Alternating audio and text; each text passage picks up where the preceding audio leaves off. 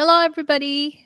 Welcome to the show, I must say. Let's begin Oh, the show. Nice to have you, Yasmina and Angela.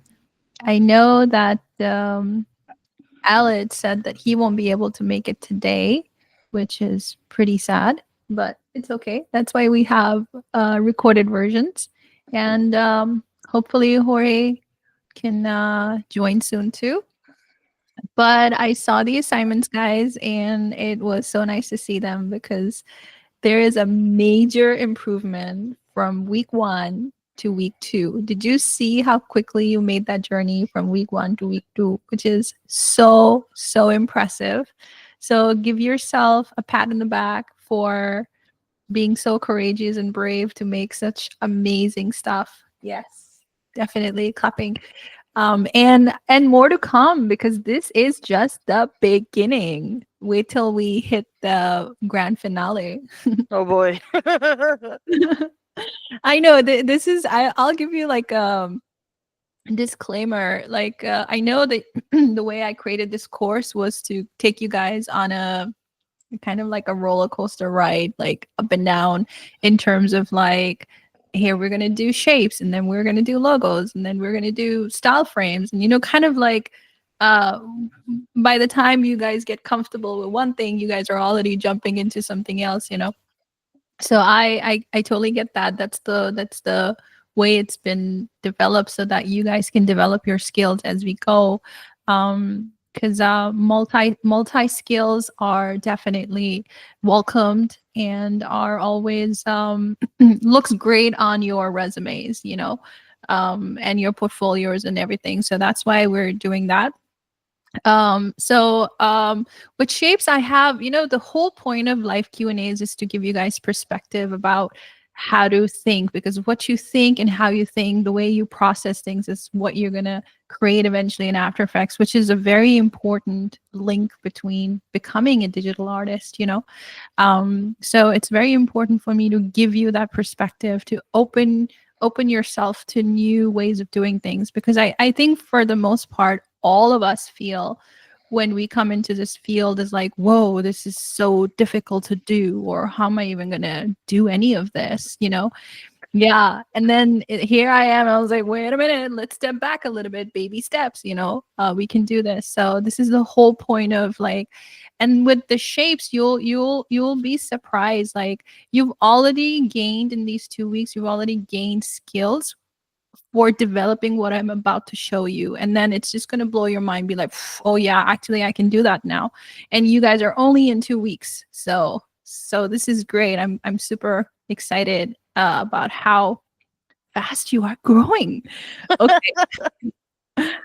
Okay, so I'm gonna for so today's layout is gonna be pretty much very similar to how our live Q and A's are, but every Q&A I kind of bring something new on the table for you guys to ponder on and think about and kind of process it.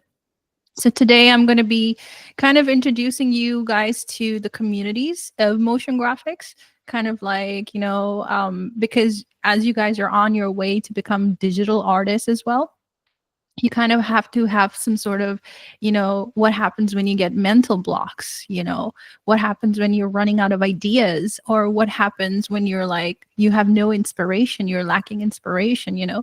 These are some of the things that as an artist, you're going through them constantly, but outside you're just like trying to comprehend all of that. For me as a digital artist, my head is always creating something, and even if I'm just sitting there doing nothing, there's so much going on in my head in terms of creativity, of like how to connect this one, what would happen with this, strategic thinking, I would say. And the more strategically you think, obviously the results become more impactful. That's the whole point of thinking strategically, is to create impact. So for you guys, I will introduce you to a few communities that I have used over the years, that have helped me kind of like, upskill my skill set, kind of like stay connected with people, or get some sort of newsletters of what's going on. There's a lot of like events that happen within the motion graphics industry. There are a few dedicated events And if you guys can, attend them or be part of them, if your schedule allows or your financial situation allows, whatever it is, it's really good to start kind of like networking into that. And then again, students are like, where do we even start? I don't even know what to search on Google to even connect with these people. And today we're going to talk about those connections, because over the years, the way I have been able to maneuver through the sea of independent contraction and freelance is through connections. So every connection that you are going to come across is extremely valuable. Just look at them as extremely valuable. Don't look at them be like, oh, this connection is not relevant to motion graphics in some way, or this is not relevant to it. Every connection is going to bring something in for you to learn from, personally, professionally, project wise, whatever. It's a kind of like a whole holistic situation here. So, but those connections, like, sometimes if you not already have this, you need a LinkedIn profile, or you need some sort of social outlet, you need some sort of a website, start to little put yourself out there. And putting yourself out there, again, for me, the anxious thinker is like, okay, but how am I going to do this, and what's going to happen, and all of those fears start to kick in. And it's like, calm down, I'm just telling you to have a website. It doesn't have to be overnight 100 viewers, step by step. That's what I suffered from, with anxiety when I was putting myself out there. So, just start with a LinkedIn profile, and start connecting with those people that you find interesting. Like, when I started, I was just like, on LinkedIn, I was just, maybe I had worked with someone for a little bit, and I would go search them and connect with them. And then through them, I'll find another connection. And that through that connection, I'll find another connection. And then that's how your connection grows. Just have to start with that one person. So start thinking in those terms, start to market yourself, start to kind of like, it's like your shop. You start to like paint your shop, like start to focus on kind of like what you want to attract in terms of, recruiters kind of work, even though the student face is obviously like, I'll take anything because, I want experience, and I just want to get a job, and I want to pay my bills, and which is fine, which is absolutely fine. That motivation should be there, and that zeal should be there. But behind the scenes, just start being like, if I were able to kind of do my own thing, what would it be? Or if I ever wanted to do the kind of work, what would that be? And then you'll start to see, after a couple of years, when you get a hang of maybe working with companies or internships or getting your foot inside this industry, you'll kind of like finesse your skill set over the years. Not a lot of people want to be that ambitious with motion graphics, but I was always very ambitious with like growing and tools and getting deeper into that, because I was an independent contractor. You have to constantly keep yourself updated and connected. But if you are aiming for a full-time job and you get a full-time job, then it's going to be a slightly different structure, because then you're within the company, and the company is growing within that. They have their own processes, their own structures, and their own kind of so kind of go in there. So either paths, not one is better than the other, or better is worse than the other, whatever. They're both highly successful paths. It just depends on how it fits into your schedule, how it fits into your overall financial situation, how it fits in with the flow of things with you. And sometimes we don't have control over, a lot of things. So go with whatever makes more sense to you, or is coming to all of those things. So we'll talk a lot about those things, and then we'll go into your assignments. We'll look at them. I'll give you some feedback, and then like questions if you have in the end, and keep putting comments for anything you have. Also share your journey, whatever I'm saying, if it resonates or anything. Feel free to put it in the chat. So I'll share my screen and I'll show you something. And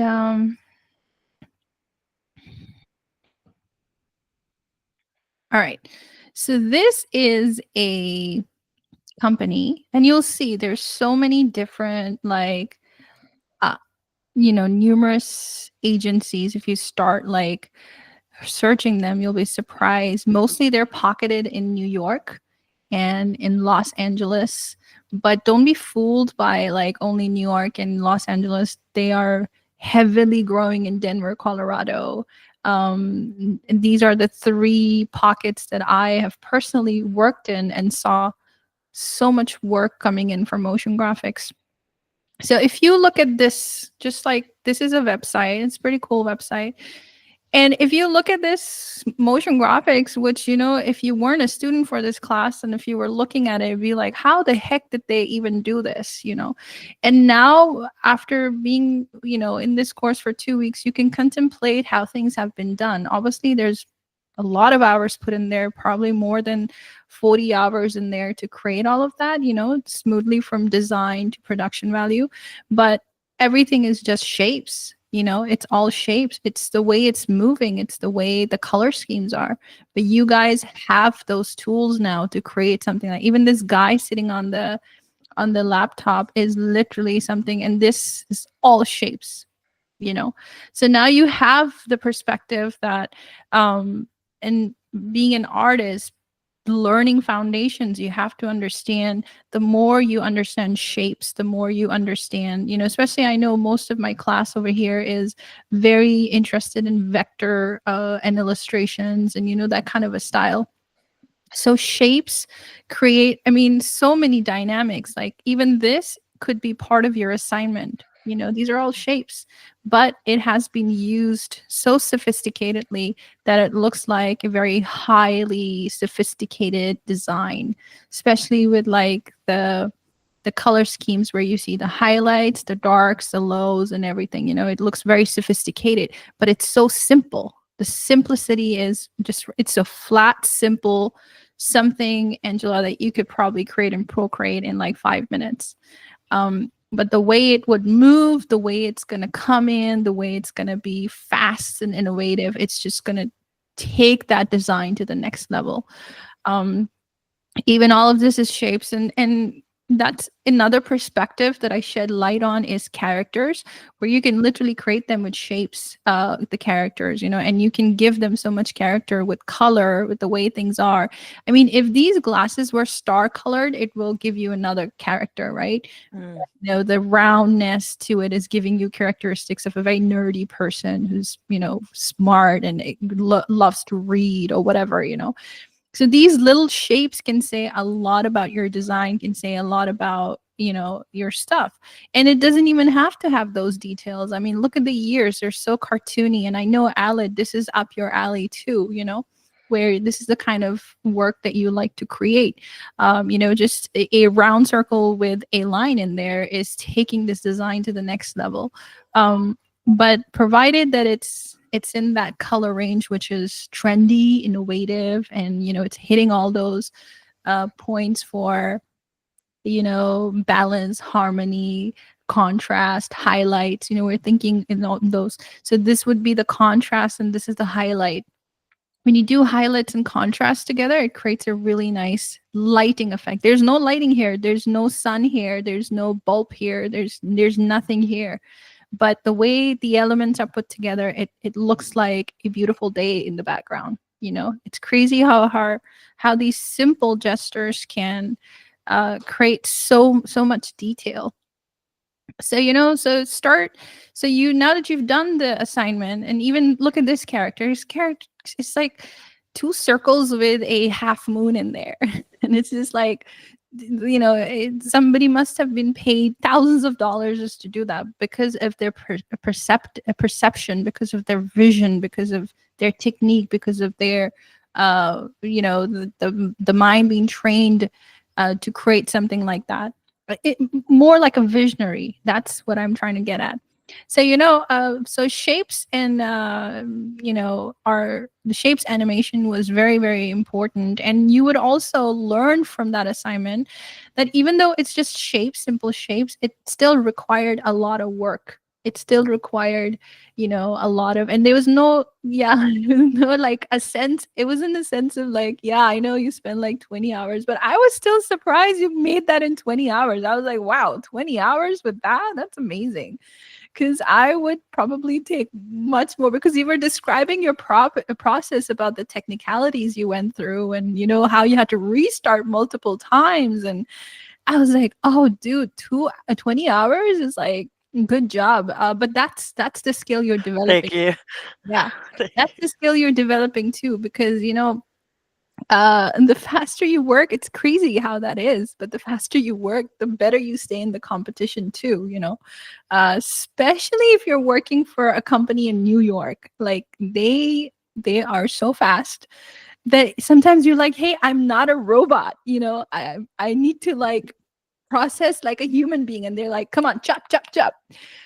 So different companies have different paces. So the sooner you, the whole trick is to be able, the end result, how you're going to get there is your your problem, your issues, how you're going to deal with it, and the ups and downs and everything. That the final product has to look like you spend like five hours to create something amazing, you know. That's how you, it's how you kind of portray yourself as being an expert, and how you're going to move forward with those things. So that I wanted to show. And then here's like, I always show this community to all my students because it's such a great community. It's so innovative, and it is so um creative, you know. So it's called Motionographer. um I can share this link and the classroom questions too, but motionographer.com. And they have a lot of like, they're very involved in like events about motion graphics, recent events, motion awards. Like motion awards would be ranging from, you know how you have, you know, the Oscars and blah blah blah for these high end companies and sorry, movies and stuff like that. But then you have the motion awards where different creative agencies have produced work of a certain level, which is highly awardable, you know, and you want to award them because you look at different artists and you admire their work, like how they've come up with those designs and how they've come up. Like, I love coming here and getting inspiration, just even kind of like scrolling through, kind of like connecting to what's going on lately, what the agencies are doing lately, like what's going on, like kind of like a little bit of an insight of what's going on. And you know, even the color, like I was talking about how contrast and light can create that effect of day and night or whatever it is, but then if you add a little bit of more dynamics to it with its shadows, you know, add shadows to it, now it's taking it to the next level. So it's a 2D plane, 2D design, 2D animation with shadows and a little bit of dynamics. It just creates everything. It just takes everything to the next level. That's how you create unique, innovative designs. And then obviously, you know, now you understand why it's called motion graphics. You know, it's two parts of it. It's not only motion, it's motion graphics. So graphics is there. So the graphics have to be aesthetically put in, you know, put together. And then motion also has to be, you know, technically innovative. And when you mix these two things together, you get a unique kind of an animation, which can create explainer videos, infographics, just creative videos, just giving out messages that get to their audience, you know. So that's the unique part about motion graphics. You have 2D animation, you know, the traditional 2D animation where you have to create cell by cell. Oh man, I am still on this page. Wait, hold on. Let me just get out of this page. Present something else, please. I'm trying to show my kids this. Okay, there you go. So this is motionographer, right? So, you know, sometimes I like stuff over here. That's the one that I was talking about with the shadows and the lights and contrast, and look how beautiful it looks. And it's not always about beautiful, like it has to look like the traditional beauty. It's beautiful because it has harmony, it has balance, it has the right color schemes. This one over here, it has, you know, the right places where my eye should go to. You know, it has all of those tools and techniques, as you would say. um this is my favorite kind of work. Like, this is called mixed media. I love the cut and paste look and the stop motiony feel to it. So vectors and stop motion multimedia is kind of where I lie with. I mean, this kind of work is more artistic, and it's very not mainstream work where you're doing TV all the time, entertainment, social media. That's mainstream, right? That does have a lot of money. A lot of, I would say, budgets are pretty high for those, projects, especially for TV and broadcast and entertainment. Social media depends on which part of social media you're on. Are you in the marketing? Are you leading the marketing? Or are you producing the videos? Or are you an art director, a creative director? Then you are making a lot of money in those positions. But if you are a motion graphics artist who's doing social media content, then it's also not paying you as much as becoming a creative director. So they're still in hierarchy. But the same motion graphics designer working in a TV or a production would be making way more than something like this, you know. But then again, I don't want you guys to feel like, oh, this is something that's not maybe going to give me money or stuff like that. You'll be surprised who wants to get what done, and their budgets could be varying. But structure wise, TV, broadcast design, documentaries, infographic, explainer videos, these things have more, I would say, budget. Even stuff like this has, even though, like I said, it looks very simple, right? A vector illustration, but it involves 3D mapping of locations. And 3D mapping of location means that I don't know exactly how they have done this, because there are multiple ways of doing this. But if I were to do this means that, first I'm compositing in After Effects. I've created all this composite in there where I have a building. I can tell that they've been cut and pasted, but they've done such a good job. It looks like one composite, right? But there's like this wall over here, trees over here, lamp over here, and this background over here, and this camera. Now, this camera is obviously generated within After Effects to have all of these things move with it, right? We've understood the Z space and how we can put things in a perspective and then have the camera go in. But then you also need to track things.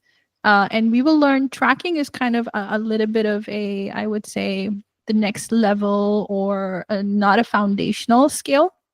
It's more like an advanced skill. But I did wanted to tell you that tracking means that, each and every movement of the camera is tracked, and then you assign like a parent child to those keyframes, and then things kind of move with that. So basically, we created the whole background first, we did the camera, but now we have this girl who needs to track with the camera too, so that she looks like part of the whole scene, you know. So while she's dancing and walking, that we can do very easily now, just the walking part, not the swill. You guys can do the walking, but not the swill, because the swill is a 3D swill. So that would be required to have a 3D software. And the 3D software, basically, again, an advanced notion. You can use Cinema 4D, or you can use Maya. Those are the three, but Cinema 4D is the one which is most used for, integrating with After Effects, and it's highly in demand as well, the software.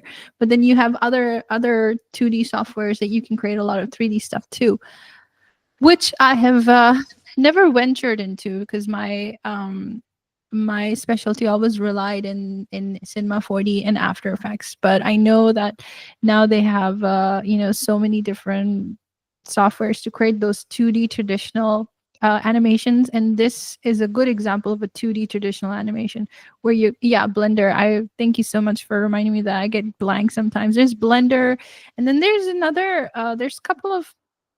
Let me see. Let me tell you guys, because it's slipping from my mind right now. Blender softwares for 2D. There's another one which is pretty good. Let's see if I can find any. But Blender is a very good one. If you guys can get into that too, Adobe Animate is another one. Tunes is another one. These are kind of like, but I know that there's one more. It's not coming in my head right now. But I think Tunes is the one I'm talking about, but I will definitely send you that. But yeah, tools like this. And Blender, oh, Toon Boom. Thank you. That's the one.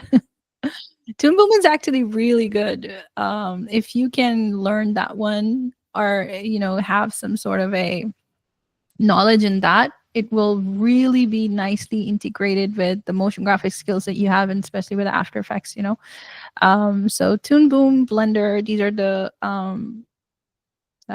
and Procreate too. Yeah, Procreate is a really awesome tool. It's so underrated and it's so underestimated, but it has such a powerful potential.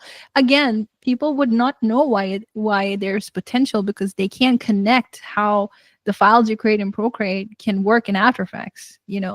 And then again, the files you create in Procreate can go into Toon Boom and then come back into After Effects, and then you create something like this.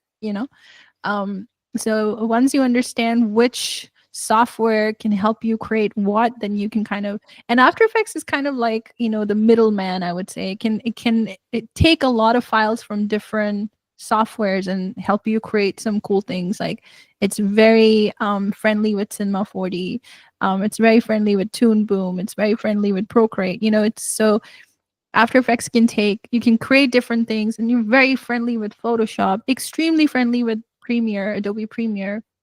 You can create things in Premiere, link compositions directly from After Effects. You don't even have to like render them or produce them, link them, and then whatever changes you make in After Effects, without even opening Adobe, or without even opening Premiere, without even exporting, without even rendering, and it just automatically changes everything in Premiere too. So these kind of workflows, you have to kind of start looking into those workflows as well. And you'll learn more about these workflows as we go along as well. Again, this is all shapes that we just did, literally shapes. If you look at it, if you were to do this assignment in my class, you would literally like maybe make these more circular if you were to simplify it, but it's pretty simplified. But then again, it's all about the imagination. It's all about the creation. It's all about the creativity.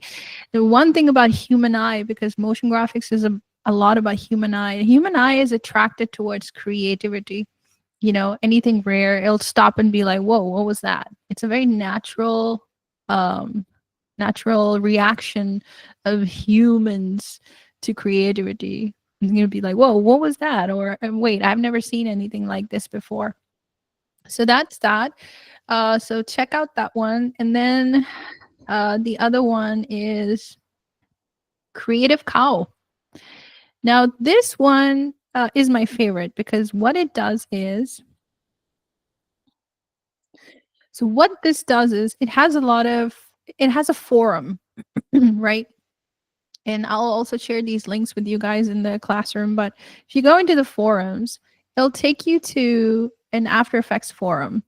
And I know right now you guys are taking this course, and I'm connected with you guys, and you can ask me whatever it is, or you need help with anything. I'm instantly there through CGMA, and kind of be like, hey, check out this tutorial, or check out the way this person did this video, follow these, whatever it is. But after this course, if you get into, like, especially when I was working as a freelancer, and still am working, like when I started working as a freelancer, there were a lot of issues I would go into. Be like, let's say an assignment has come through and I have to create an effect on a certain alphabet in After Effects, where it looks like it's part of a cloth. You know how you have the cloth stitching,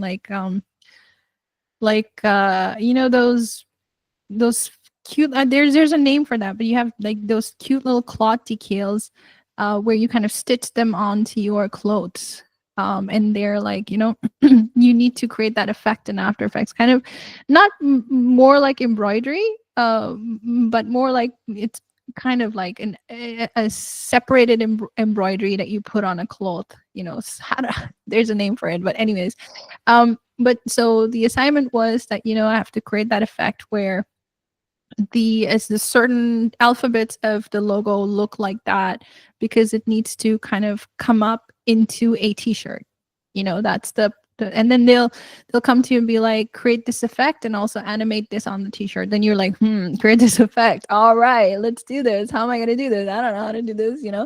But then you go on your little venture of like, okay, how does, then you dissect it and be like, deconstructed. We're like, okay, so first of all, I need a texture, a texture of cloth. Then you go look for a texture of cloth and then you map it onto your text, okay, clothes, very close, but I need some other things to it.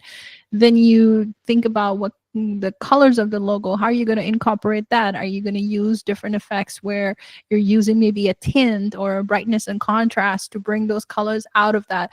You just keep adding and adding the layers in it until it starts to look like that.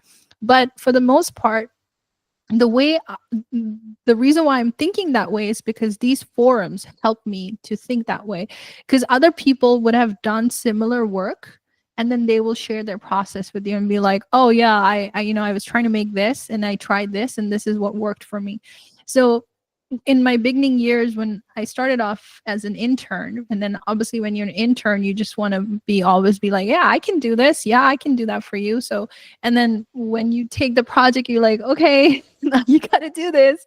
This was the forum that I used to come a lot to. The whole layout has changed a lot, but I used to come here and I used to do a lot of the tutorials, a lot of the forums, a lot of the discussion. And it's very frustrating to go on a forum and kind of like find that specific answer you're looking for. And you're never going to find exactly what you're looking for. If you are, then it will be the most amazing thing. But if you're not, then you can take bits and pieces of, oh, this forum said this tutorial said this, and you kind of like create your own effect. That's how you will achieve your goals in creating those effects. And for me, that process was obviously very frustrating in the beginning because I'm like, oh, I'm failing and they're going to just kick me out and they're going to say the worst intern ever. It's like constantly telling myself that. But after like 12 years, it's like, okay, I got this. I know how to go into that. So you'll kind of, figure your way of figuring those things out. Um, I know a lot of the students who come here, they they understand like, whoa, it's a very serious thing to motion graphics. I don't want to sound serious at all. I want you to have fun with it. That's the whole reason why I do motion graphics, is because I have so much joy in creating and coming up with these challenges and then having the end result and looking at it, be like, ah, beautiful. That's what I was going for. So these are the couple of things I wanted to share with you guys for forums and stuff. Any questions so far, or any comments or anything? You can continue going. Okay, sounds good. I'll ask my questions later. Okay, yeah, I'll give you time in the end. Let's do feedbacks.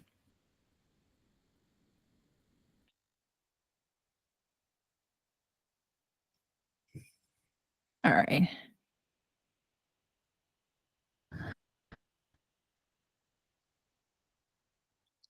This one more challenging. Oh, you have no idea what's coming in other weeks.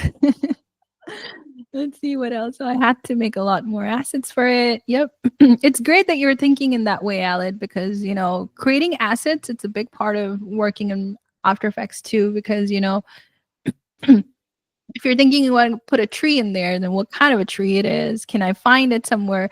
And another thing, now that we're talking about assets, I'll share these links too, but there are tons of libraries, especially free libraries, where you can get these assets, especially if you're working in vector. And Angela, I know for you too, there's certain things I've created, like I've used Procreate to create maps, because it's a very cool tool where you can just take a picture of a location. Like I was creating this project for a company who was a library in Denver, Colorado, and they wanted to show within their opening that they have these different locations in different parts of Denver, Colorado.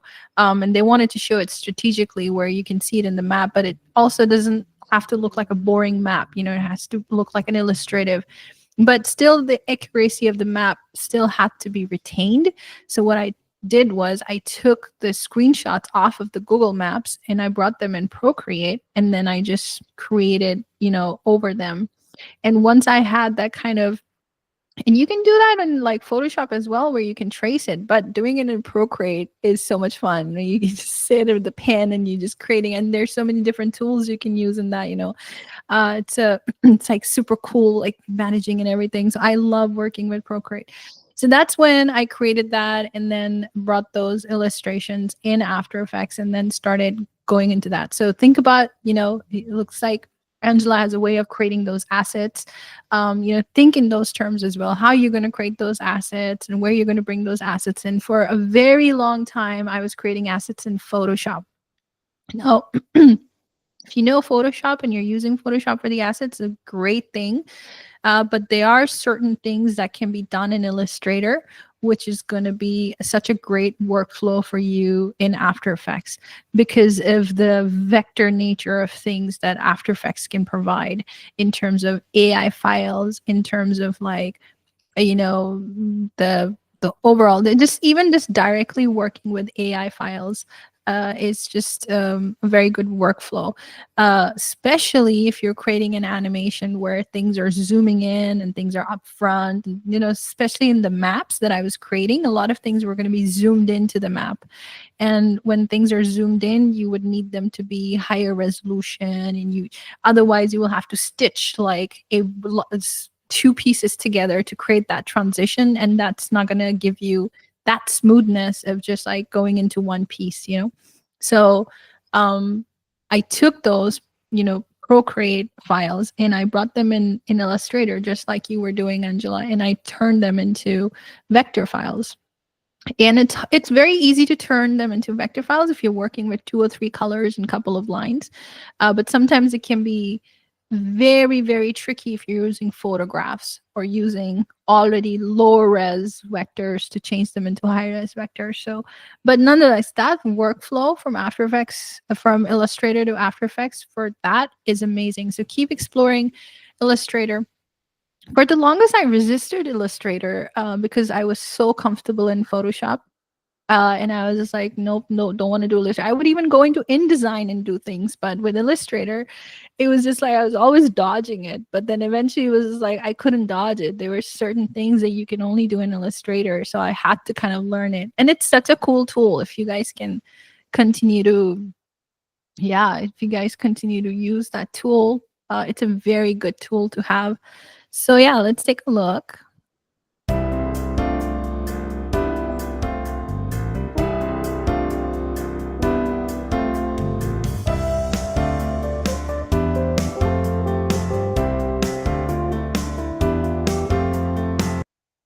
That is so awesome, Aled. Good job.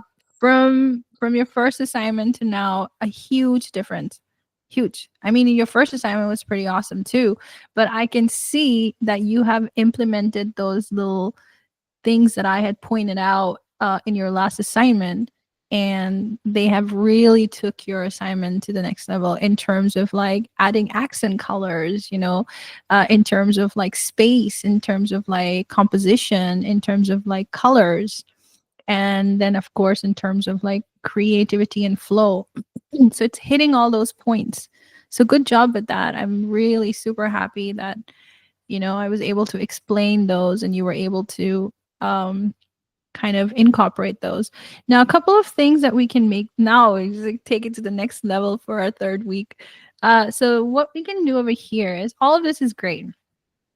All of this was fine. Couple of things. Again, attention to detail. So when we're coming down, this poor little cloud is like shaved off. We want to make sure that it's like there's probably a mask or something that needs to get off, or if you create it in Photoshop, if you change it in Photoshop, it should automatically change in After Effects. So that should be an easy fix. And then for this guy, let me see. This guy looks fine to me. The only comment I have about this guy is, let me see it in this screen because I have 2 different screens. and one of them is a color corrected one, and the other one is not. Yeah. So this guy will definitely need to be, because that's your main character, right? That's your main character. You're using that as letting the viewers kind of follow. You're following the fish, and it's taking you on a journey, right?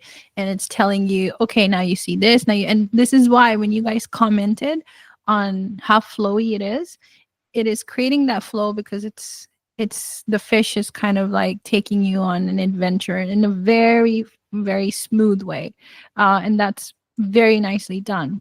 That those are your basics building blocks. But again, the problem is that we need to maybe, for this guy, have like a slightly brighter hue version, a more like a lighter, like I like how you did the red, and then there was white grayish here. Now, even though that looks amazing, but our eye first goes to the red, because obviously red is a color which is saying, look at me, attention, give me attention. So the first thing you look at is this. Again, your viewer attention is falling into the left side of your composition, if that makes any sense. It's falling into that.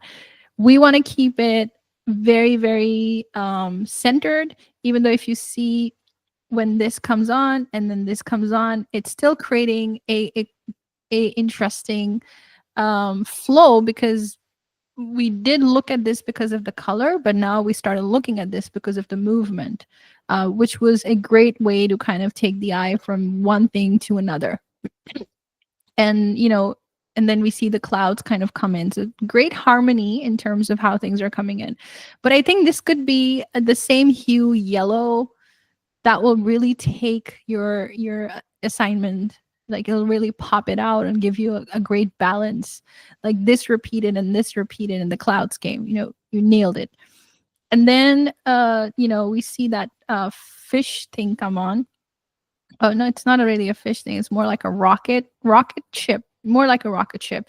Maybe if we add a little bit more detail to it, maybe we see like some lines on it, or some sort of like some other shape on it, that signifies a door maybe, or something like that. Maybe a shadow under the circle to kind of have it pop out a little bit.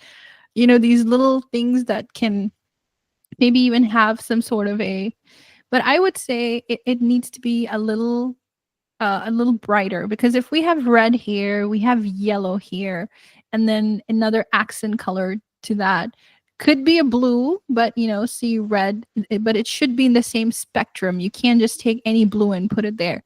It has to be in the same hue and saturation, and hue and saturation have their own numerical values too in After Effects, so that you can copy paste those numerical values and find another blue which has the same hue and saturation of red. So let's say if you're going to use a yellow, you're not going to use let me give an example. Like that bright red would have a bright yellow. You can't have a dull yellow there to match the color scheme. And again, don't beat yourself on this, because you guys are, creating your basics and foundations, but think in those terms to create the balance and harmony. But everything else is super cool, super awesome. Also over here, when we get to this point, I feel like over here, it's a very slight one. It's hard to see it. It's hard to even catch it. But there's kind of like the feather that you've used here. It's kind of like still squarish. We can pull it down a little bit or pull it up a little bit, depending on if it's an inverted mask or a just a normal mask, just to get rid of that line, so it looks like its own independent object. But super awesome with that. I can also see like it has this thing becomes yellow. I can see when you use that color, it's kind of like a background where we don't want it to pop out too much, and I'm fine with that. But if we had done, let's say, this color, all of this white, and then all of this yellow, then this object would feel like it's popping out from the background. That would give a nice little contrast. I mean, white is coming out too. It's contrasting, but if we switch those colors, you will see. But then when we switch the white here, then there's a white transition coming on too. This means that if this was yellow, this was white, and this was yellow, then it would all blend in so nicely. Like, objects will continue to create that space from the background, and transitions coming up is kind of like also cleaning up in the same way it is right now with the yellow and the white, but we'll flip it. So it's going to do the same thing, but then making this yellow and this white would kind of create that contrast that we need from the background. Such little details, but it's going to go a long way in terms of creating that impact, because these little details are going to either pop things or not pop things, or bring attention or not bring attention. It was surprised how much that can be done. But I think music wise and everything, it's very good.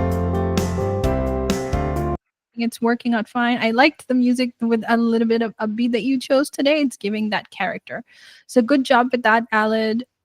Extremely happy with the progress. So good job with the progress. Go on to Angela. And yeah, you're on the right path with all. It's so sad for me to tell students when they're frustrated and they're like, I had tons of trial, and I'm like, you're on the right path. But you know what I mean? It's like, yep, you are understanding, and then right now you're doing this, but 5-10 years later, these trials and errors are going to become your expertise, so you gotta keep going on those. Okay. Okay.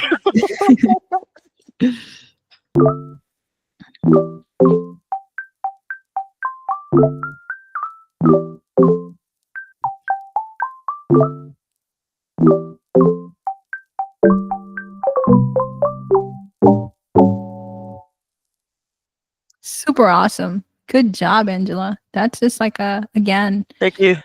yeah, good job. Everything, as you can see, when there's no pixelation and everything is like, smooth and going in and out, it's just creating a very professional, clean look, which is looking great.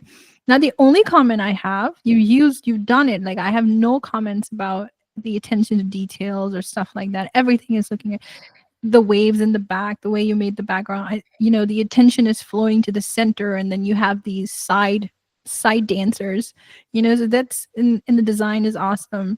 Everything is great. The only thing that I have to say is, I don't know why I feel that your sound is like a beat.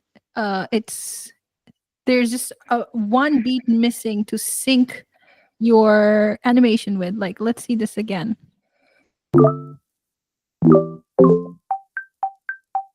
Slightly, like, everything, like, it's coming like one beat later, all of the stuff. No. Okay. Good to But you know. know how you can fix it, like a quick fix? Just move the track a little bit, maybe. Yeah, just move the track back a little bit. Not too much. Not too much. It's like a slight, like, I would save the project first and then I would experiment. So I would just take it back a little bit, because it's so like there. It's just like one beat off, and then it will look like literally the music is producing these things, you know? Okay. You see, this came in sooner. This guy came in sooner before the beat. Got So it. Yeah. I wonder I had like I've been having kind of loading issues with my PC ever since a Windows 11 update.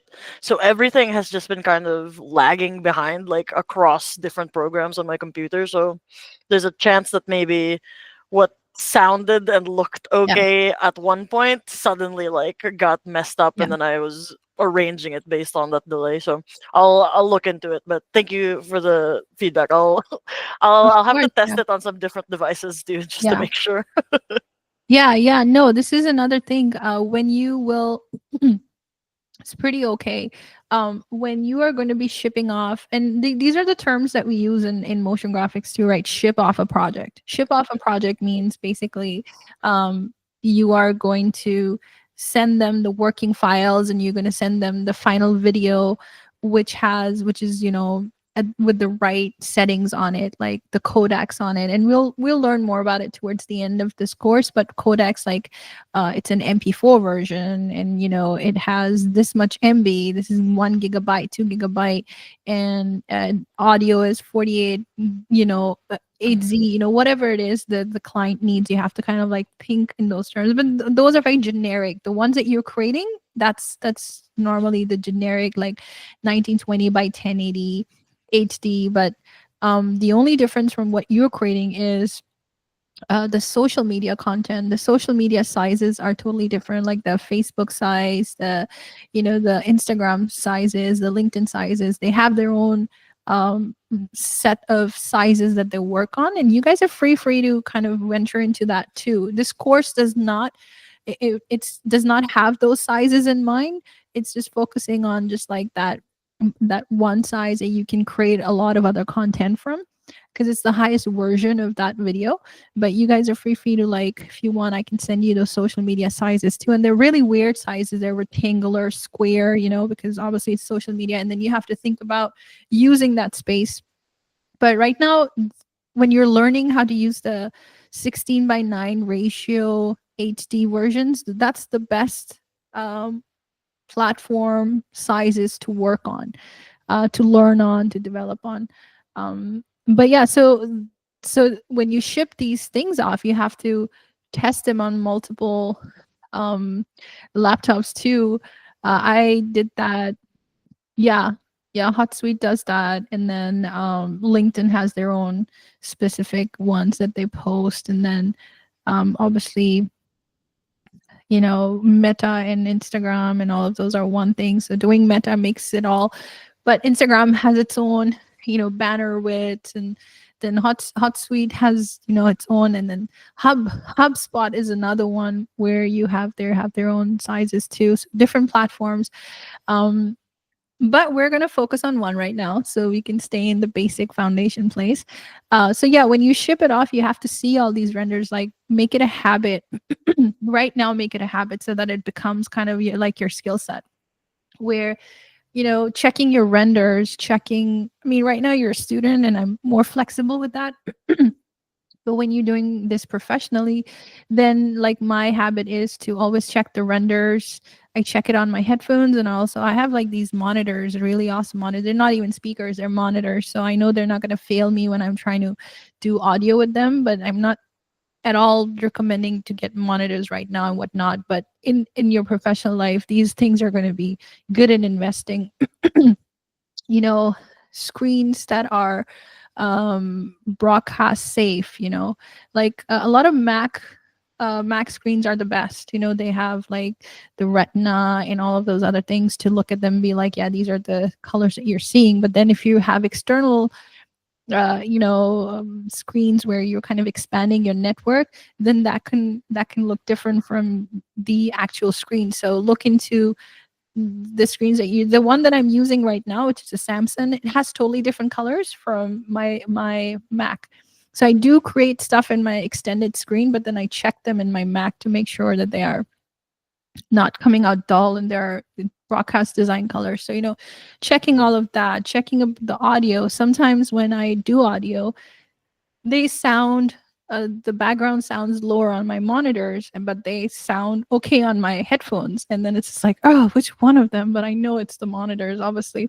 But just doing that.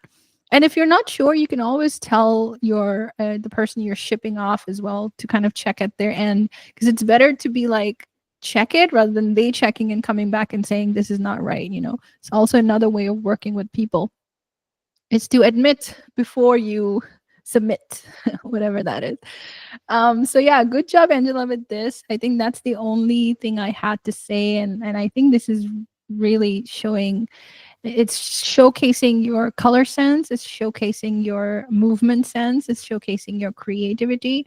It's showcasing how your basic understanding of After Effects is moving. So, good job with that. And Thank then, you. yeah, of course. And then Yasmina, I just absolutely love the song that you've used. It's one of my favorite. It's like every time I hear this song, I feel like I'm walking on the Sahara Desert somewhere and then watching this animation.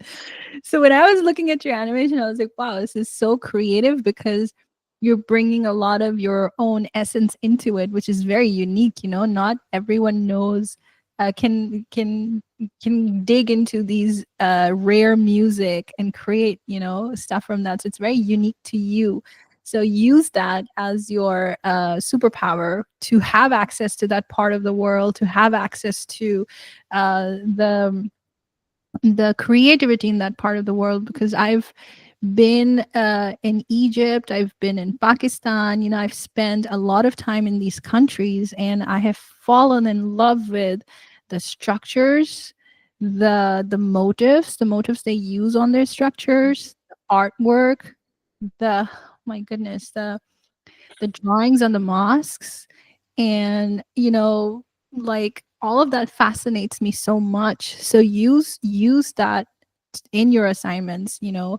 Like when I was watching this, I don't know why I felt like I could see like a one of those ancient Egyptian civilization monuments with like their Mm. head, or like their headdresses, you know, with the lines on it.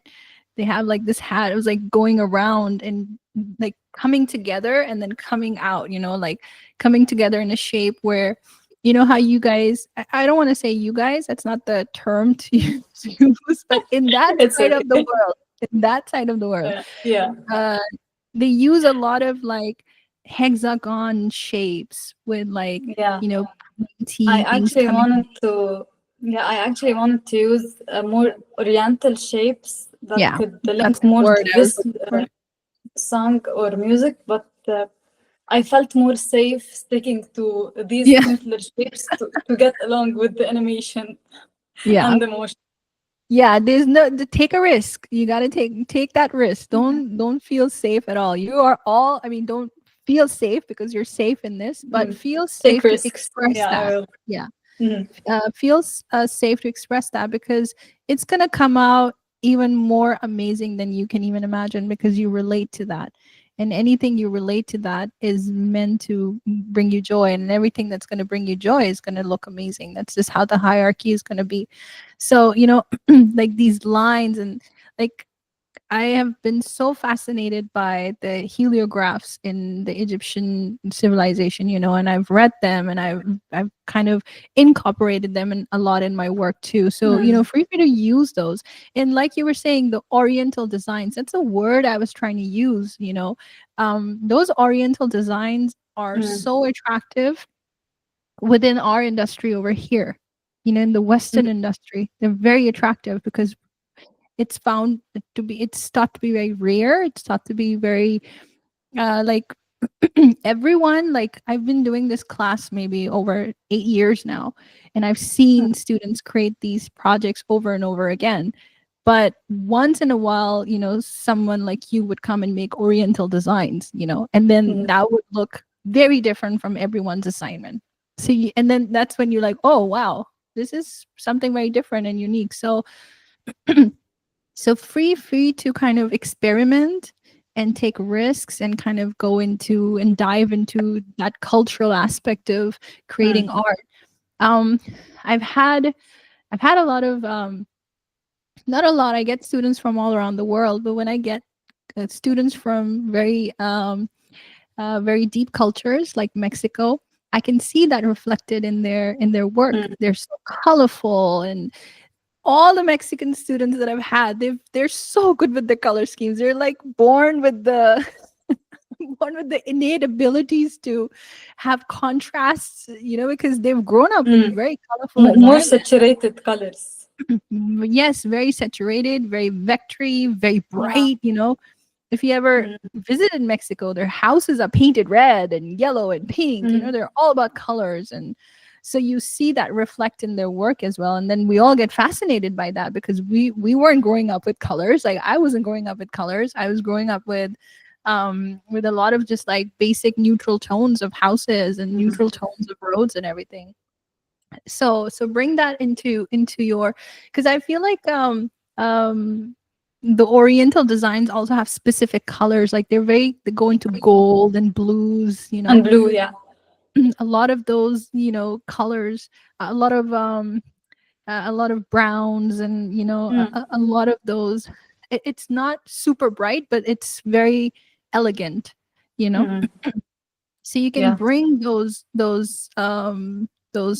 creativity that you've been exposed to into your artwork, because I had a lot of fun with that. For me, I was always like a very like cartoonish vectors was my thing, with bright colors. But I also love to work with black and white. That's my thing too. So let's take a I'm look. actually so excited to use them in my future projects now. Yes, yes, yes, please do. Everything. Like, I absolutely loved how you had in your first assignment put yourself there, you know. Mm. That was really, you just put your own picture there. And that instantly was very unique to you. Mm. So yeah, keep taking those risks, keep developing that tool. Come I on, what are think you that talking about? I use my image as kind of a link between me and the person that is watching, or the viewer, Yeah, with yeah. the video. I think it also makes an emotional connection. Yeah. And you've pointed out something so amazing, Yasmina, is because as artists, when we first start off, it is a struggle to kind of know what should I create, who my Mm. target audience is, who's looking. But Yeah. right now, I'm your target audience, right? I'm the one who's giving you feedback. So you have this one generic formation of me in your head through my videos, through the work and everything of what I might like, and then you create according to that. And that's what we do all the time when we're working on something. But I want you to detach yourself from that. I don't Mm. want you to be like, oh, if she's gonna like it or not, if somebody's gonna like it or not. You become your own target audience. Mhm. And I when you love it. become your own target audience, then you will also become your worst critic in a positive way. And then when Yeah. you can take your role as your own critic without somebody even telling you, then that means you're fixing things Mm. before it even gets out there.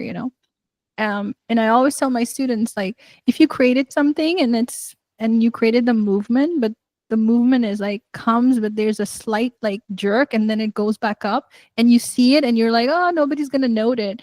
No, if you saw it, then everybody else is gonna see like that little jerk that has that extra keyframe sitting there. So this process of you being the creator and also the target audience is gonna Mm. help you develop your skills even faster. And again, you will reduce the stress of if I like it to how I would like it, like how Mm. you would like it, and turn it into a joyous experience rather than like a stressful one of like being accepted or not. We want to be completely detached from that Mm.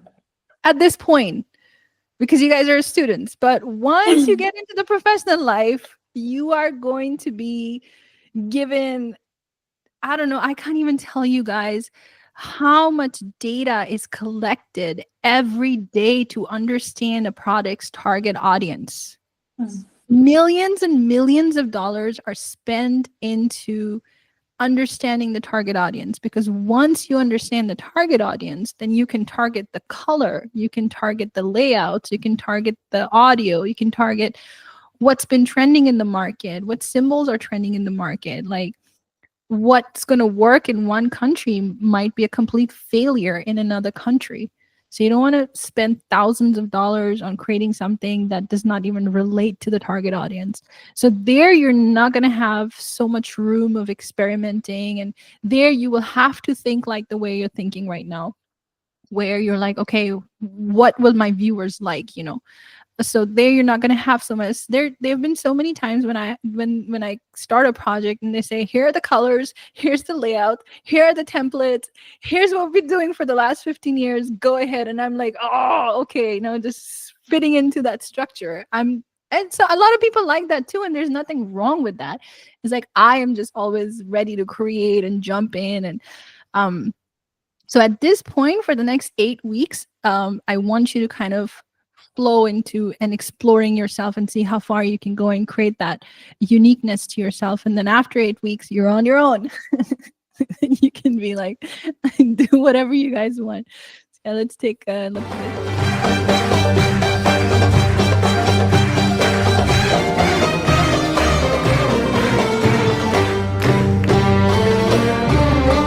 Like this is so, that transition is so Middle Eastern, like so especially in that part of the music, in that morphing is so it sounds so Middle Eastern, you know, it comes the whole action is so Middle Eastern. You know, and you know, one of the greatest things about this could be that if you create that vision that you have in your head, it will attract a lot of your viewers, a lot of your target audience, a lot of your customers, a lot of your companies from that part of the world, you know. It'll be like, oh yeah, we have a whole audience who wants to look at stuff like this, and then we have Yasmina who has all this background and all this training in this, so let's put these two things together. That's why it's so important to kind of like stay true to your creativity. You don't know who you're going to attract, and then you get a job and then you have to do what they're telling you to do. But for the most part, not all jobs are like that. But so let's kind of go a little bit in there. So, you know, stuff like this, I could see like over here and over here, like some Oriental characters or motives, or you know, flowers. The flowers are a big part of, you know, the Middle Eastern structures, you know, or maybe like the hey, you know what? I'm gonna stop describing. I'm just gonna search it. It's okay. No, I have to show you because that would be Oh. very, very interesting to explain rather than me It trying to. reminded me of the floral patterns that they use in geometric patterns. Which one? Floral patterns. Oh, or yes. floral geometric ones. Like I could see, like, look at that stuff over there, you know? I could see these morphing. Like I would just even take this and morph them. I know they look very complicated. We don't want to do too complicated because then it'll be hard to morph, because this shape has so many shapes in there, and try morphing those shapes into those shapes. But what we could do is we could just make sure that this is one PNG file, and we bring that as a vector into After Effects and play around with that. But if I was to like really morph it, I would be using each and every shape. But don't do that. It's going to be thousands of hours doing that. But you get the idea. Like even the backgrounds, like, you know, even something like this, it's so simple. Like I could see like this flower kind of like the flower center coming up, and then these guys coming up, going around and spinning, and then this guy coming up, spinning the other direction, you know, doing the whole motive. And that will look amazing. And then I'm trying to like figure out like the color schemes. You see, you can take the color schemes from there, because they always have like some dull two colors going together but still creating a very graceful, elegant environment. And even I can say Oriental. I don't know what's gonna come up when I type this, but let's see. Well, not really. That's not what I'm looking for. I tried while searching. I tried typing Oriental. Most came up like this. Maybe if you write Middle Eastern, it would be more specific. Remind me, which part of Middle East are you? Even from Middle East? What part of the world are you from? Yeah, I'm from Lebanon. Lebanon. So you are from the Middle East. So yeah, Middle East. Art characters, you know, because you know they have some really cool art characters. Okay, I'll show you. Let me show you Egyptian, because that civilization has a lot of characters. Yeah, they are the masters of characters. Egyptian characters, art, abstract. You know, let's just do that. Stuff like that. Yeah. You know, and I can see these interest, and it obviously doesn't have to be so Egyptian looking, but you know, something like that. These are the characters. You know, if you put them on your assignment, while that circle is in the middle and you have these characters. Doesn't have to look like that, doesn't have to be 100% like that, but some sort of a character maybe that you resonate with turn into a vector, and then they're like flipping or coming in from the sides would be an interesting thing to do. And then when this is happening in the middle, you know how eye is a big part of the Middle Eastern drawings. And oh, Yeah. sorry, I have to pull you guys back in so that I'm talking about exactly what I'm talking about. So over here, I can see like it turns maybe an eye, you know, turning back into an eye, and then these motives are going to be all Oriental motives, you know. And you can even change them into just like simple motives rather than that complicated ones. It doesn't have to be layers after layers. Could be just like an outline of those. And then I loved how you did this and this. The backgrounds are pretty good. You're getting the hangover, like, you're putting up a show like you are in a.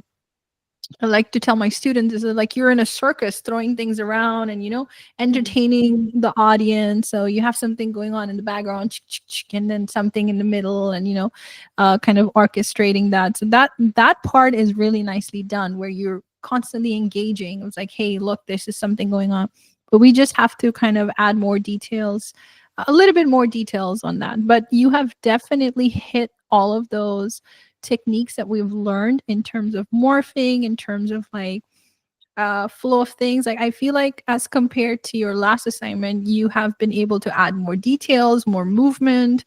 You've been able to use color to your advantage. You've been able to have a very flow animation. Nothing is choppy, nothing is like moving in a very in a very unprofessional way. Everything is moving, flowing. That part I think you've done really good, and I think this could be like a really good base, and then you go ahead and add one or two more things to it, where the focus becomes that and this is just the background.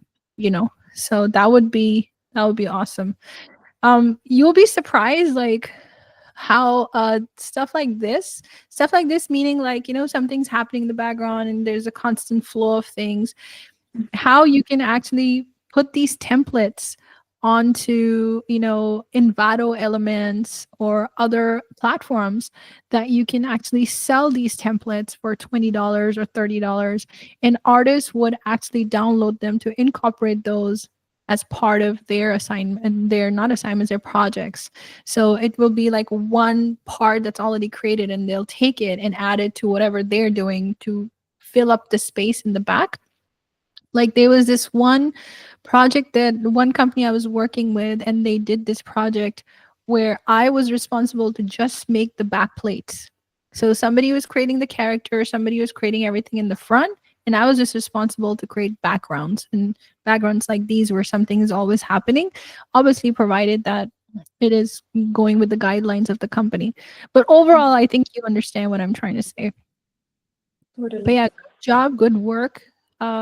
Great progress, everyone. This is for everyone. Great progress with that. Any questions so far, Yasmina? Thank you so much. Of I course. will work on pushing more on my limits. I can say I was more confident this assignment than the last one. Yes, and then wait till week 3. You'll be like, I'm more confident than my week 2. That's all I want to Super hear. excited. Yes, that's and the best part is like towards the end, when you are going to see your reel, it's just going to be so nostalgic to be like, look at all these things that I went through, but look at the results. And you're going to be so proud of yourself to be like, I'm so glad I kept pushing, I kept like going. And because I remember when and this is like 15 years ago, when I decided, I mean, I was about to start my college undergrad. It was again like 20 years ago or something. I got up and I said, I'm going to be a motion graphics designer. And people were like, what's that? What do you want to be again? You don't want to be an engineer? You don't want to be a doctor? You don't want to be, what is a motion graphics artist? And it took me years to make people understand what it is that I want to do, what it is that I'm doing. So I understand, especially when you come from the Middle East, there's not a lot of a lot of support for learning animation, or pursuing a career in animation. I struggled with that, which is why I had to travel across the ocean to come to the United States and have my degree in animation, because I was born and raised in Pakistan, and Pakistan had like small little pockets of animation, but there wasn't like a degree program for me to actually delve in and start a career. So it was just like, it's either staying in Pakistan or pursuing my career and going to the United States. And you have no idea how people would look at me when I'd be like, oh yeah, I'm going to America to do my animation, and be like, what are you doing? So I get that. So I would say keep going with it, keep doing what you're doing, because the best part right now, where we are in the industry, is everything is remote. Like 85% of things are remote. We have crossed borders, and it really just matters how good you are at what you are doing. It doesn't matter where you are anymore. It doesn't matter what gender you are. It doesn't matter like what your schedule is anymore, because everything is so flexible and everything is so borderless. So I'm glad you're taking advantage of that, and I'm glad that you're pursuing that, because you never know, 12 years later you'll be sitting in a live Q&A and sharing your story too. you know all right, we've gone like So 19 minutes excited. over. Yeah, we've got But 19 minutes I'll make over. sure to Yeah. mention when I get there. I'll make sure to mention who were my instructors, and you first, of course. Oh my god, I'm Really, so happy with that. Thank like you so much. all the talk was so hard, heartwarming, and even Oh, the notes and the assignment. oh, of course. Thank you so much. That means a lot to me. When I get feedback like that from my students, it's like, oh, I am helping them, because Yasmina, I was right there. I've been through this journey, and I know what it entails and what it asks for, and for the most part, we want to be professionals, but we also have personal lives, and we have cultural obligations, and then we have families, and we have friends. All of that is going on around us, and we have to be, and then we're expected to be like super good at everything, and it's very demanding. I'm also a mom. I have a 5-year-old daughter, and to manage that and this and that, it can be so interesting. But where there's passion, where there's hard work, and where there's like zeal, it can never stop you from achieving your goals. So keep going, and I'm so happy to hear that. I know, Angela, you had questions, so we can take your questions now. Okay, I'll make them short. I just had a clarifying question. You mentioned using libraries earlier. Yeah. You mentioned using libraries earlier, and so I just wanted to kind of understand. I know that this is a basics course, and so I don't want to be like completely reliant on libraries. So what would you say is kind of how would you want us to use libraries so that I just kind of know like, okay, if I find something really cool, can I use it, or am I supposed to like build that from scratch? That's a very good question. Now, we'll have to find a balance with that, because yeah, in your professional life you will be given access to these assets, and it really depends on where you want to be on the spectrum too. With me, I've been able to create them, and I've been able to use them depending on time, depending on cost, depending on this certain circumstances. So first I'll explain to you how I do it professionally, and then I can let you know how you can use it in this class. So but professionally, when projects come to me, sometimes they have assets, sometimes they don't. So I discuss with them like, what's the budget? If we have a budget where I can spend a couple of days creating those assets, then I'll go ahead and create them, because obviously you're customizing them according to what's needed in that project. So maybe you won't find like an exact asset you're looking for, and then you have to go and create them. Depending on your project, because a lot of my projects, they have style guides, and they have their own color schemes, and then they have certain, they don't want assets to be very edgy looking, or certain kind of characters have to look in a certain way to keep their product in line. So depending on the project, I would kind of go with that. But I am dual. So sometimes what happens is I'll get a project where it needs to be completed in 1 week, and they have a budget for like extra assets if I need. So I'll go ahead and find a project file which already has maybe transitions laid out, maybe like some shapes in the backgrounds that are kind of looping, so I don't have to create them from scratch. Or I'll find some assets where maybe there's some text which is coming up, and then I can edit that and turn it a little bit around to myself. So yeah, those assets can come in very handy. It can kind of enhance your workflow. But when you're in a learning atmosphere, I would say for the first couple of weeks, try to create them yourself so that you can understand the process of how it's been created. And then maybe towards the end of the week, like after week 4, or you start using them and implementing them and see how you can take your assignments to the next level. So, and then using these assets are also helping to complement your assignments. It shouldn't be composited all of it. It shouldn't be like, oh, you took a complete project from an asset online and then you just changed a few colors and schemes and then you submitted that, because then that's not going to make you go through the trial and error and learning process and blah blah. We kind of want it because we're building our foundations, we're building the structure of things, understanding the structure of things. So I would say keep a balance in that. Like, let's say in your example, the animation that you created, you could use transitions. You could use an asset for transitions where maybe there's a shape coming up and doing a transition with other like little sprinklers being sprinkled on it, and you don't want to sit there create those sprinklers and waste all this time, but you can get them and throw them in there and just make it even better than it was before. So use it wisely, in the best way possible. But honestly, I would say just till week 3, the end of this week, keep using your own assets, keep building your own assets, because making your own assets also make your work look unique and different, because they're not available outside. And Yes. a lot of companies use the templated versions of assets, a lot of them. Yep. So when once in a while you see something that's customized and unique, then it kind of stands out. Yep. Makes So sense. hopefully that gives you an idea of how you can use the assets. But Yes. for the most part, yeah, like I would say, especially when you're creating, let's say, your reel towards the end, right? That's when I would give you full like liberty to kind of use them, because you're going to stitch all of your videos together, so you can use transitions, and you can use other supporting design elements that are already been created just to create that whole video, because you've done the 100% of the work in it, and then you're just enhancing it with other assets to support your dynamics. So in that way, absolutely.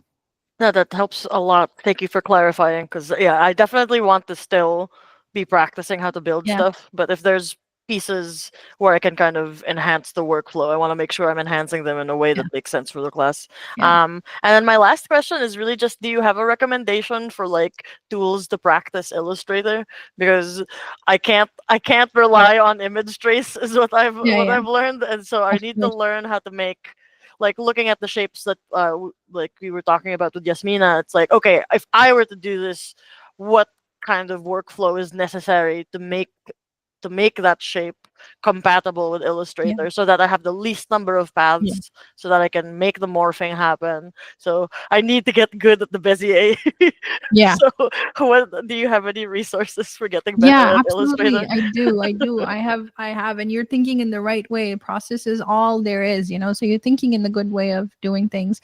I have a bunch of tutorials that I can share with you. They're like, really like work less and work smarter and Not I harder, don't know, yeah. whatever, not harder, whatever Yep. that word is. Like, so when you watch those, it's like, what, you can do that? What am I crazy doing, spending all these years like doing this? So it happens to me a lot when I go into those tutorials, like, god damn it, somebody's already made this in the most simplest way ever, and I spent like 30 hours trying to deconstruct this. But yeah, I'll share those with you, and I'll put them in the classroom section for week 3. Perfect. then you guys can kind of look in those tutorials, because again, it's all about the workflow. Like I've been talking nonstop about like 1.5 hour of the workflow, and there's so much more to come. Okay, so you Okay. guys have a great week, and go apply all of this that you've learned in for your week 3, and looking forward to seeing your week 3 stuff. Right. All Thank you right, so much. Thank you. of course. Bye bye. See Bye ya. bye.